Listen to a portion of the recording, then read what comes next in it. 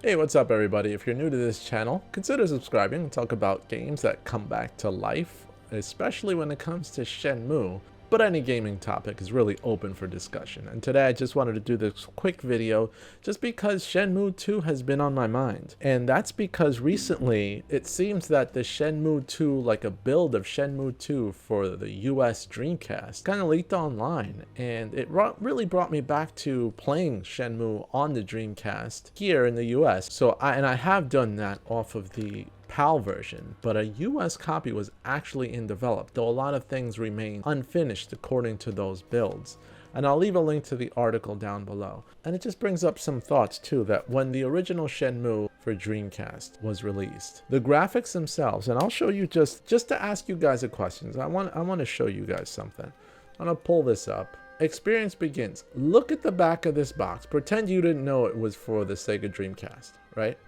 When you're looking at the back of this box, do you think that this is a game from 1999 or 2000? Or does it look like more like a modern game? Like maybe something that could have been released in the mid 2000s or 2010 or something like that. PlayStation 3 game, potentially. Look at the hands on this character to the top left, Blondie. His hands are fully rendered and detailed. That's not something that you saw or that was common way back then. And that's my point. The graphics that Dreamcast was able to display were, at least in this game, were far ahead of its time. We thought like, holy smokes, like this game was graphically impressive. And then when Shenmue 2 was released late in the Dreamcast lifecycle, the PAL version itself didn't really show too much about the graphics. It was really small, but even if you look here, okay, it looks like it's going to be a big open world. And it's going to have different landscapes that are going to be pretty interesting, pretty cool. And that's the legacy that the team wanted to leave, was that from a graphical perspective and from actual gameplay perspective, it was going to set new levels of what you would think a game should be. Having a ton of mini games within an environment, pushing the Dreamcast graphics to its absolute limit, pushing an expanded story and really open world different areas to another level.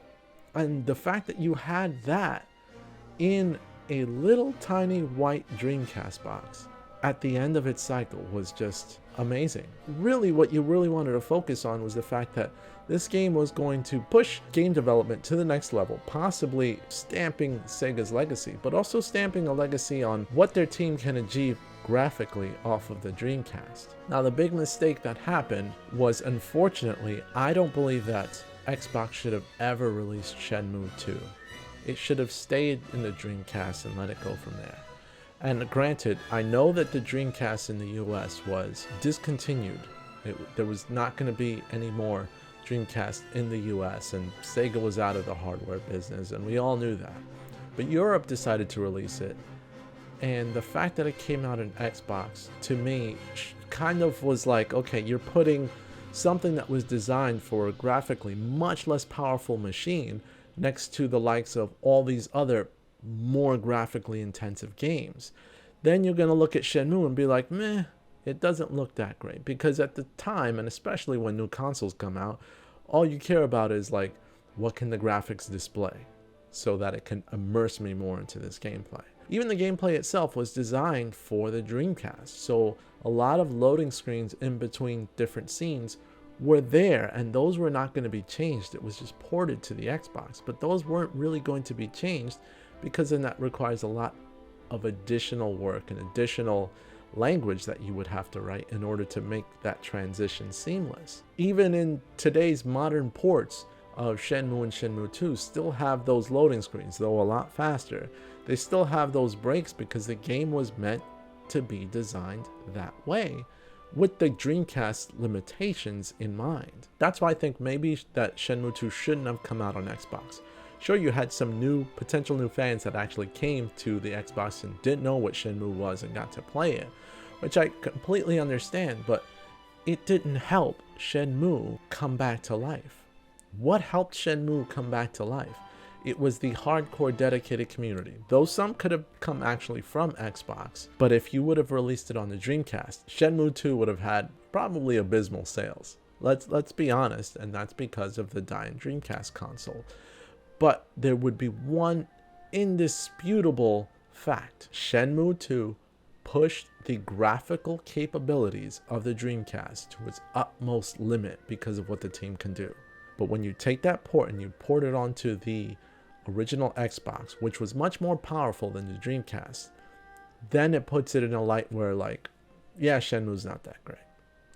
And for it to be purchased by somebody and then play it and then say, yeah, the graphics are bleh, is sad, because that was never one of the purposes of the Shenmue series when it started. It wanted to push the level of what you can do with gameplay and also graphics.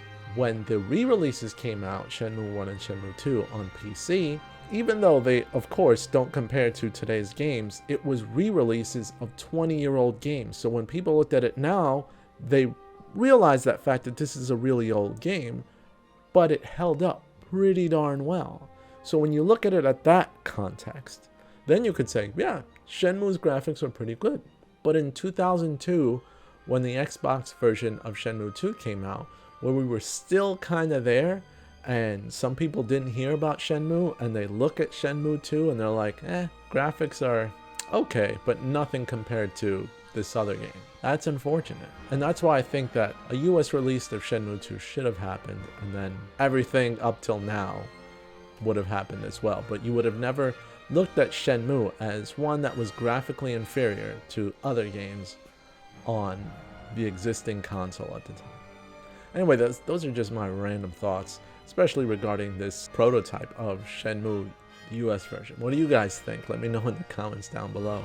And what do you think about the upcoming Shenmue anime? Let me know your comments on that too.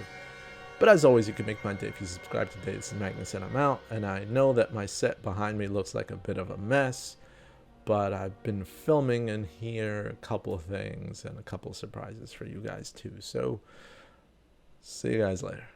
Bye-bye.